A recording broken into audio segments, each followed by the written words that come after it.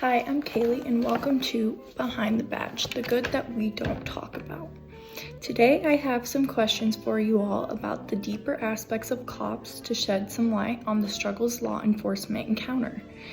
Caleb, before we dive into the job itself, tell me, what does mental health look like for officers behind the scenes, and what are the stressors most people never hear about? Good question. Mental health for officers is a tricky subject because when people think about a police officer, they think about the qualities of them being strong, brave, and resilient. But holding officers to these qualities all the time severely overlooks their mental health. Being a police officer is an extremely stressful job. They have to deal with traumatic events every day and sometimes even multiple times a day. Dealing with these traumatic situations takes a huge toll on their mental health, and most officers do not get a chance in between calls to deal with their emotions. Another challenging part of their job is working long shifts back to back with barely any breaks in between.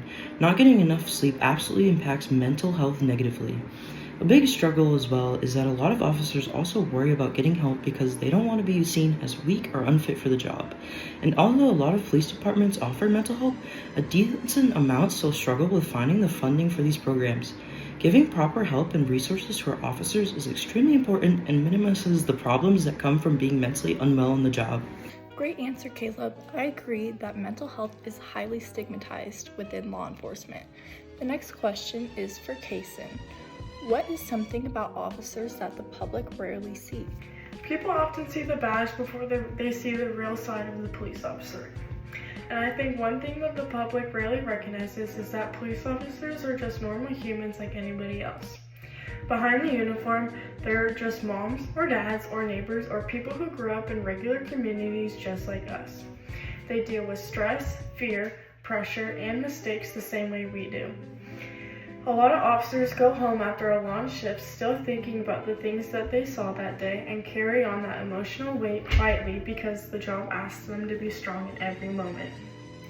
I think it's easy to forget that they're not just robots or somebody with a badge, they're individuals who choose a career to put themselves in a tough situation every day.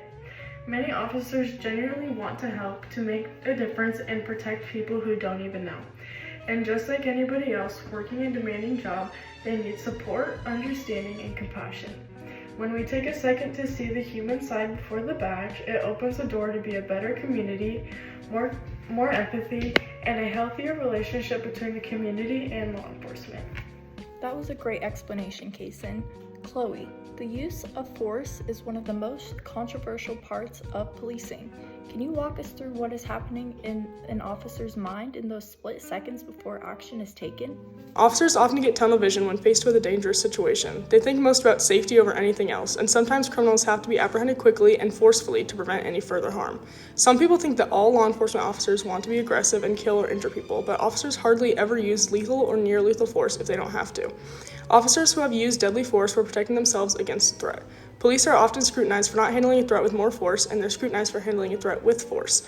A majority of police officers actually retire from the job without ever having killed anyone. Alessandra, some people think that all police officers basically do the same job. Can you explain why that's a misconception and what different roles or specialties actually exist within police work?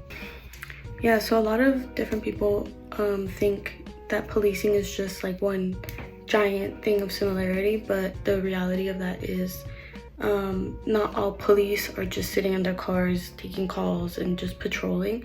There are different units such as K9, SWAT, cybercrime, community outreach, school resource officers, and sometimes even forensic specialists and detectives. So you take a patrol officer where they're usually the first responders to emergencies. They conduct traffic stops, they answer community calls, and they're just there within their own area of patrolling, but they're like not the same as the other ones that I listed because each of them have different skills and requirements and responsibilities in order to keep the community safe. Like detectives specialize in interviewing people, they collect evidence, and they solve cases that could take a really long time to solve. So my point is that policing is not all the same, and there are different things that go into the different units. It's not just patrol officers that are all in one big thing. Well said. Thank you for all your feedback today, guys. And remember, conversations lead to understanding. See you next time.